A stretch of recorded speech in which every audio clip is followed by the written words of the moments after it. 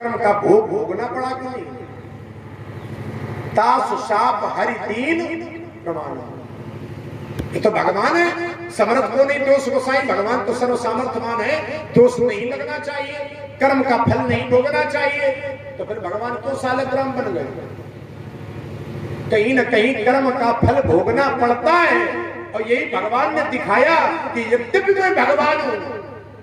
आप ईश्वर की बात कर रहे हो, एक बात और बता दें, ईश्वर में, परमात्मा में और भगवान में, तीनों में बड़ा अंतर है। जानते हो? नहीं जानते तो हम बता रहे हैं। ब्रह्म, परमात्मा और भगवान, आप ये तीनों एक न समझे, तीनों में बड़ा अंतर है। ब्रह्म कौन है? जो निर्गुण और निराकार है। ब्रह्म का स्वरूप क्या है? जिसका कोई स्वरूप है नहीं है। बिनु पग चले सुने बिनु काना, कर बिनु कर्म करे विधिनाना, आनंद रहित सकल रस भोगी, बिनु बानी भक्ता बड़ जोगी। जो निर्गुण निराकार है, जिसमें न कोई गुण है न कोई आकार है, वो है ब्रह्म। और परमात्मा जानते हो कौन है? जो सगुण निराकार है। गुण तो है लेकिन आकार नहीं है, वो परमात्मा है। और जो सगुण साकार है वो भगवान है, जिसका आकार भी है और जिसका गुण भी है वो भगवान है। तभी तो कहते हैं अगुण अरूप अलख अज जोई, तो भगत प्रेम बस सगुण सो। जिसका न कोई रूप है न कोई आकार है, लेकिन जब भक्त की भावना होती है तो वही ब्रह्म, वही ब्रह्म जिसका न कोई रूप है न कोई आकार है, भक्त की भावना के कारण सगुण साकार रूप में इस पृथ्वी पर अवतरित हो जाता है। कौन? बात किसकी कर रहे हो? कौन? ब्रह्म, वही आ जाता है ब्रह्म। तो फिर जब आ जाता है तो अंतर भी क्या अंतर है? क्या अंतर है? फिर क्या अंतर है? अंतर ये है कि जब सगुण साकार है तो भगवान है, ब्रह्म नहीं है वो। जैसे ब्रह्म नहीं है। सीधी भाषा में समझाना पड़ेगा। जैसे जल है, जल देखा, जल, अब जल को जिस पात्र में रख दो वो उसी आकार का हो जाएगा, ठीक है ना। जल को जिस पात्र, जल का कोई आकार नहीं है, कटोरे में रखोगे तो कटोरे के आकार का। अब कोई ये कह दे कि नहीं जल का आकार ऐसे ही होता है गोल, क्यों भाई? तो क्या जल का वही आकार हो गया? नहीं हुआ। जिस पात्र में रख दोगे, आयताकार पात्र में रखोगे, जल का आकार आयताकार हो जाएगा। वर्गाकार पात्र में रखोगे तो जल का आकार वर्गाकार हो जाएगा। ऐसे ही ब्रह्म का कोई आकार नहीं है।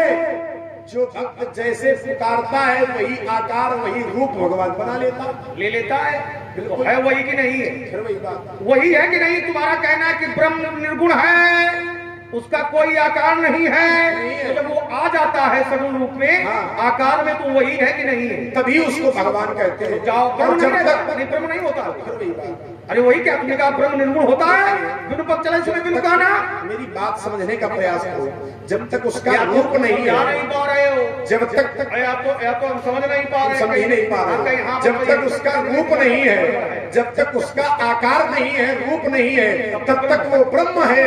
और जब उसको हम देख सकते हैं, रूप आकार हो गया तो फिर भगवान है। सुनो, जब उसको हम देख सकते हैं, उसके साथ बातें कर सकते हैं, उसकी हम पूजा कर सकते हैं, उसको हम भोग लगा सकते हैं, तो वो भगवान है। वो भी ब्रह्म नहीं है। राम ब्रह्म है परमार्थ रूपा। भैया राम ब्रह्म है कि नहीं है? ठीक, हम देख सकते हैं कि नहीं देख सकते? हम पूजा कर सकते हैं कि नहीं कर सकते? ब्रह्म है कि नहीं है?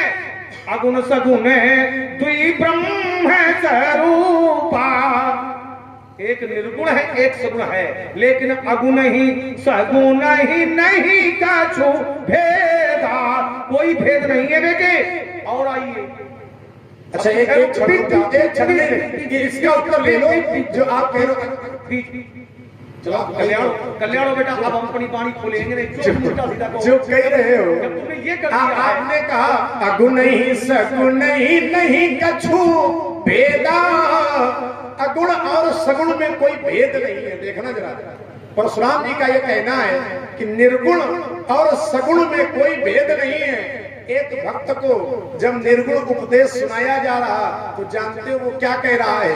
भरी लोचन बिलो की अवधेशा, पहले हमें स्वरूप दिखाओ तब सुनियो निर्गुण उपदेशा।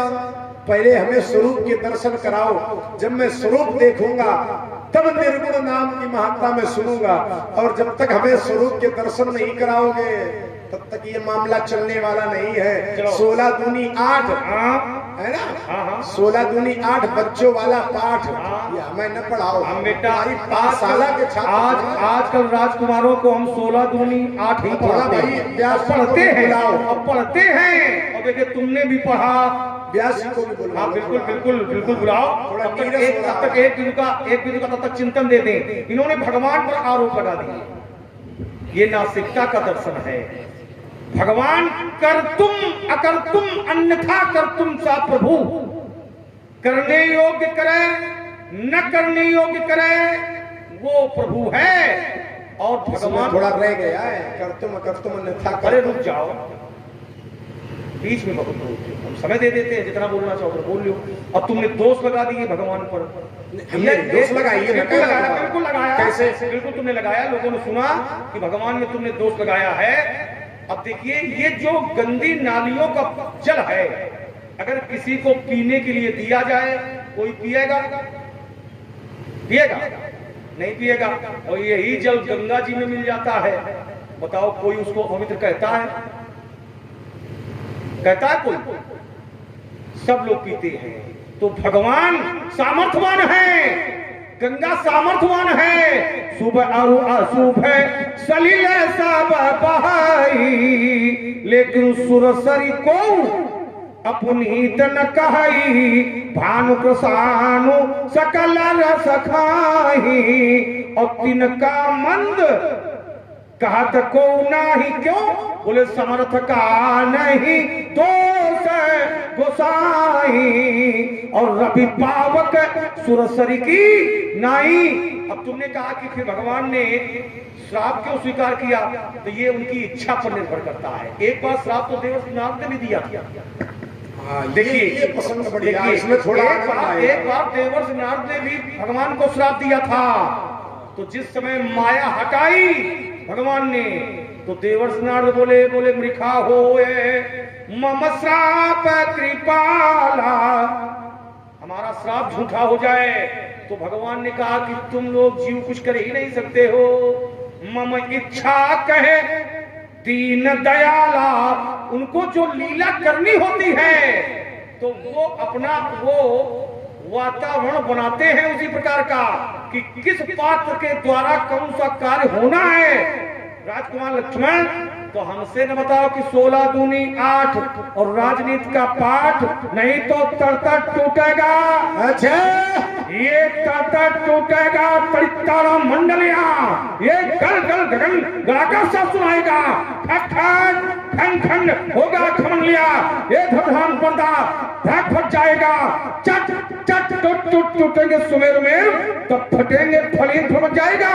कर दिया प्रहर उठा का तो सारी सब हट जाएगा। देखिए कहते हैं भगवान की लीला है, भगवान की तो सब लीला है ही। भगवान की लीला है, भगवान की इच्छा से राजा जनक ने प्रण कर दिया, भगवान की इच्छा से गुरु जी ने आज्ञा दे दी। भगवान की इच्छा से धनुष तोड़ने वाले ने धनुष को तोड़ दिया। भगवान की इच्छा से ही आप धनुष तोड़ने वाले का विरोध कर रहे हो, और भगवान की इच्छा से ही हम तुम्हारी छाती पे चढ़े, तुम्हारी छाती क्यों फटी जा रही है? ये तो देखिए, ये तुम हो बच्चे, तुम हो बच्चे। छत्री 100 वर्ष का, 3600 वर्ष का, 3600 वर्ष का पुत्र होता है। ब्राह्मण 10 वर्ष का पिता होता है। तो यदि किसी पिता का पुत्र उसकी छाती पर चढ़ा है तो कोई अनुचित है?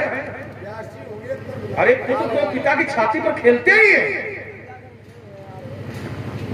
ये सब व्यवस्थाएं ठीक हैं। इसलिए धरा धसेगी। हमने कहा जरा ठकुरौती भी देख ले, कितनी ठकुरौती है। धरा धसेगी, प्रलय मचेगी, ये भोतल सारा कांप उठेगा, त्राई त्राई सब लोग पुकारे, चौधरी हाहाकार मचेगा, रद्दो मोदा सारी, तो बेटा भरने का ही मार्ग मिलेगा, भलेपुर में फिट के जिस समझ पर बात चढ़ाएगा। सभा से भाग जाओगे, हम तो नहीं ऊपर से निकल जाएंगे, जान नहीं पाओगे, सावधानी हटी तो वो क्षमता है नहीं तुम्हारे, क्षमता नहीं। जैसे जो राजमार्ग पर चलने वाले लोग होते हैं वो जानते हैं कि बड़े वाहनों में पीछे लिखा रहता है कृपया उचित दूरी बनाए रखें। अच्छा। और नहीं तो सावधानी हटी तो दुर्घटना। ये बड़े वाहनों में लिखा रहता है। बड़े वाहन। तो बड़ा वाहन कौन है? तुम हो कि हम? बड़ा वाहन तो सामने दिख रहा है। अच्छा, हम बड़े वाहन हैं तो ये परशुराम माने बड़े वाहन। तो ये ध्यान रखिएगा, ये ध्यान रखिएगा, ये ध्यान रखो कि छोटा वाहन, लक्षणों माने छोटा वाहन, छोटा वाहन। जैसे दोनों राजमार्ग पर जा रहे हैं, जैसे ये राजमार्ग समझ लो इसको, ठीक है, दोनों जा रहे हैं। हाँ। अब चाहे छोटा वाला बड़े वाले से टकराए, अरे भाई जा नहीं रहे, दोनों जा नहीं रहे, अरे एक आ रहा है एक जा रहा है, ध्यान रखो, एक आ रहा है एक जा रहा, दोनों नहीं जा रहे, दोनों जा ही रहे हैं। एक अपने आ रहा है एक जा रहा, कोई नहीं रहा, एक अपने गंतव्य को जा रहा, दूसरा एक आ रहा है, एक आ रहा है, जा रहा है। ये नहीं कह सकते हो एक आ रहा है एक जा रहा है, ये कह सकते हो कि दोनों विपरीत दिशाओं में जा रहे हैं। कुछ भी कहो लेकिन कुछ कहना पड़ेगा। ये नहीं कहो, देखिए जरा, अब जैसे चाहे छोटा वाला बड़े वाले से टकराए, ठीक, और चाहे बड़ा छोटे वाले से टकराए, नुकसान किसका है? बताओ छोटे वाले। नुकसान किसका है? छोटे वाले का। क्यों? बड़े वाले की हवा भी लगी, छोटे वाले का पता नहीं चलेगा कहाँ गया, ठीक है ना? लेकिन क्या? जहाँ लेकिन लग जाए वहाँ सावधान हो जाओ। अच्छा, लेकिन गलती चाहे छोटे वाले की हो चाहे बड़े वाले की हो, लेकिन ढूंढ के मारा हमेशा बड़े वाला जाता है, इसलिए सावधान रहे। चलो भैया, बड़ा वाहन वाला मारा जाता है। ये जो बड़े वाहन होते हैं, बड़े वाहन, चिंता करिएगा, ये बड़ा वाहन वाला मारा जाता है कि उसका चालक मारा जाता है? चला कौन रहा है? चालक। बड़ा वाहन, बड़े वाहन पर चिंता करिएगा, बड़ा वाहन जो होते हैं, जो जिसका बड़ा वाहन होता है वो 7-7 प्रकोष्ठों के अंदर बंद होते हैं, चालक चलाता है। ये आवश्यक नहीं है, ये कोई नियम नहीं है। लेकिन अपवाद की मैं बात नहीं करता, अपवाद मान अपवाद की बात नहीं, अपनी बात है, अपवाद की बात नहीं, लेकिन बड़े वाहन वाले 7-7 प्रकोष्ठों के अंदर होते हैं और चालक चलाता है। अब रुको जरा, इधर देखो। अच्छा एक बताओ, अगर चालक बुद्धिमान हुआ और 9 तो 11 हो गया, वो कैसे जाएगा? अरे क्यों? बहुत, अरे रुक जाओ, बहुत चालक ऐसे होते हैं कि दुर्घटना करने के बाद 9 तो 11, अब क्या करोगे? क्या करोगे? चालक तो 9 तो 11 हो गया, अपराध का दंड तो मिलेगा। किसका? नहीं यहाँ मिलेगा तो न्यायालय में मिलेगा। अरे रुक जाओ भाई, चालक तो 9 तो 11 हो गया, अब वाहन का क्या करोगे? आग लगा, ये बात ठीक, ये ठीक, आग लगा देते हैं। तो जब आग लगा दी जाएगी वाहन में तो क्या कोई दुर्दशा हो जाएगी क्या वाहन की? दुर्गति है ना। अब ये है वाहन, भैया इस वाहन में आग देना ये सुगति है कि दुर्गति है? यदि इस शरीर में कोई आग देता है, वाहन यही है ज्वलनशील। एक क्षण रुको, यहाँ उठना बैठना लोगों को आ रहा, तुम कह रहे ले आओ सुर मुनि नाग नगर नर नारी और सोच सकल त्रास भारी, उठना बैठना आ रहा है और तुम कहते हो ले आओ लगा दो, यही तो इतने बचे हैं। हाँ पैसा धरे भैया बचाए, पैसा चक्कर सभा से भाग जाओगे, पूरी जत्था संभालेंगे, बड़ो पेपर व्यवस्था पहले से है। मुनि रघुवंश अक्खड़ है, वो नहीं चाहते कि हम तुम्हारे पास आए। नहीं, कैसे कैसे कैसे है? मुनि रघुवंश अक्खड़ है, नहीं है बाबा भी फक्कड़ है। जगती चंद जब समिस काल खा लेंगे, तुम्हें क्या हो गया बाबा? जो क्या हो गया? तुम्हें क्या हो गया? अकड़ते ही तो जाते हो, ज्यादा ना अकड़ो, क्योंकि अकड़ना मुर्दों की शान होती है। अच्छा, अकड़ना मुर्दों की शान होती है बेटा, हमारे पास ऐसी औषधि है। अकड़ते ही तो जाते हो, जगत के वीर सिंहों को मुनि, बाकी सब तरह लेकिन आंख दिखा दे देंगे तो 60,000 सुहा हो गए थे। ब्राह्मण ने आंखें दिखा दी थी तो तेरे 60,000 जलकर सुहा हो जाएंगे। अगर आंख दिखा दी जलकर सुहा हो जाएगा, कहते हो कि ये मुर्दे की पहचान है, मृतक की पहचान है। बेटा हमें मरना नहीं है, क्योंकि हमारे पास ऐसी औषधि है, जरा मृत्यु व्याधि नाशो ब्रह्मचर्य परम औषधम। हमारे पास ऐसी औषधि है कि कभी बुढ़ापा नहीं आ सकता है, कभी कोई रोग नहीं हो सकता है, कभी मृत्यु नहीं हो सकती है। धरती के बोझ थथा आने का मूर्ति उनका निकल जाती होती है, दुकानियां चार निधन हुई या चैन हुए पाते हैं, जिनका दान होता है भाती कभी रण में भक्ति जब तन जाती जवान जब चमकती है प्रत्यंचारी में करो में, तो बड़े बड़े वीरों का देखो पीठ दिखा के ना भागो, हम बार नहीं करते। बेटा बालक हो इसलिए कहते चले आओ जरा यहाँ पर। पीठ न दिखाओ हमें, पीठ न दिखाओ, जवान जब चमकती है प्रत्यंचारी में करो में, बड़े बड़े वीरों का कलेजा हिल जाता है। रक्त का प्यासा जहर का बुझा हुआ बाण समान में वीरों के कलेजे हिलाता है। भक्त है दिन मेरी ललकार सुन, चतुर्दशाओं में अंधकार छा जाता है। अच्छा। अपने कुल की प्रभुता कहाँ तक बताऊं, ये लखन लाल लाशों के खैजे बिछाता है। बेटे हम पीठ दिखाते हैं इसलिए कि तुम बच्चे हो, तुमको खिला ले थोड़ी देर। अच्छा हाँ, इसलिए क्रोध की कराल ज्वाल रण में बढ़ा आज छोटों के सोली से सुनूंगा, काट के ब्राह्मणों में मुंडों के ढेर लगा दिखाऊंगा, जगत हम विद्या के अंचार प्रकट कराओ तो मैं उन्हीं बात को बुलाऊंगा।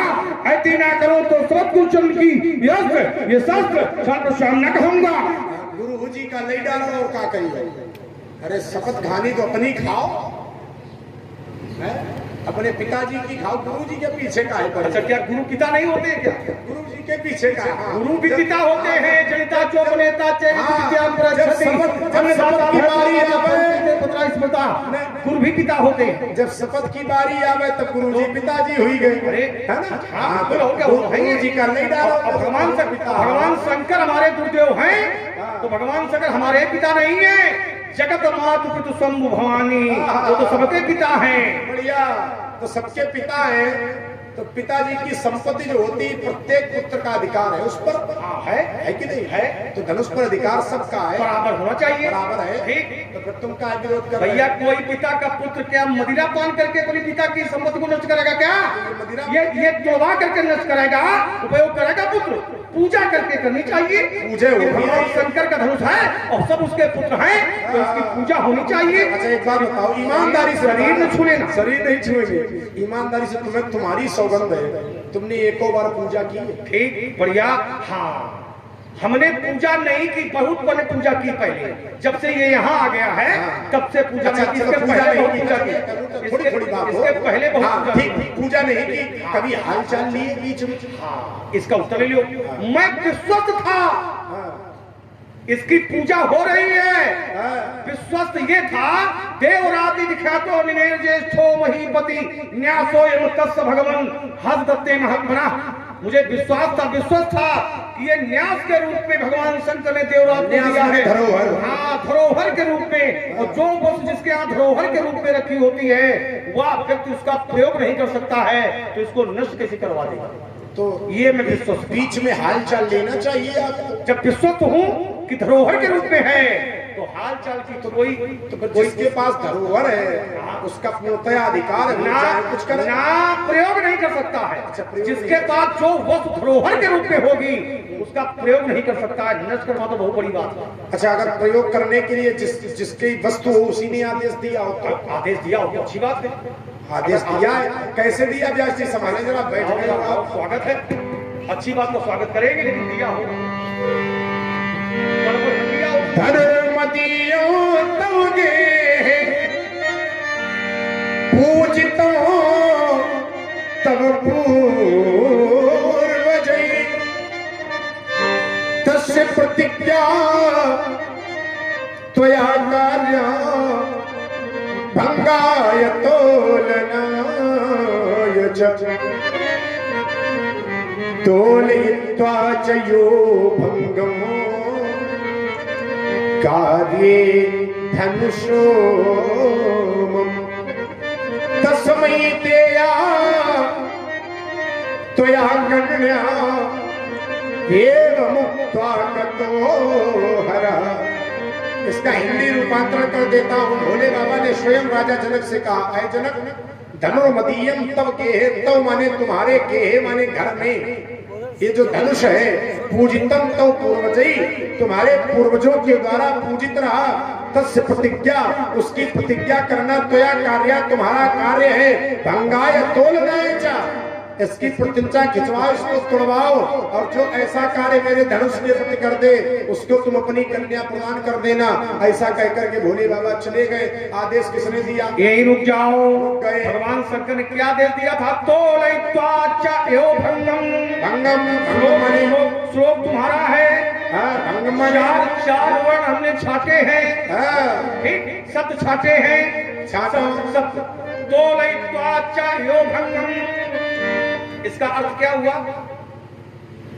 भंगम माने श्लोक तुम्हारा 4 शब्द हैं। भंगम माने तोलयित्वा एव भंगम, भंगम माने तोड़ दे। लेकिन श्लोक तुम्हारा है, दायित्व तुम्हारा बनता है कि जो हम प्रयोग करें उसका अर्थ हम बताओ, ठीक, ये दायित्व तुम्हारा है। श्लोक तुमने पढ़ा है, मैंने पूरे श्लोक का अर्थ बता दिया है भाई। चार शब्द हैं। तोलयित्वा एव भंगम, तोलयित्वा माने उठा करके, चा माने और, यो माने जो नहीं बता पा रहे तो हम बता रहे हैं। अगर अनुचित हो, अगर गलत हो तो बता देना गलत है, गलत तो नहीं है। 4 शब्द हैं। तोलयित्वा माने उठा करके, भगवान शंकर ने राजा जनक से कहा कि उठा करके, चा माने और, यो माने जो, भंगम माने तोड़ दे। यही तो अर्थ है, सही है?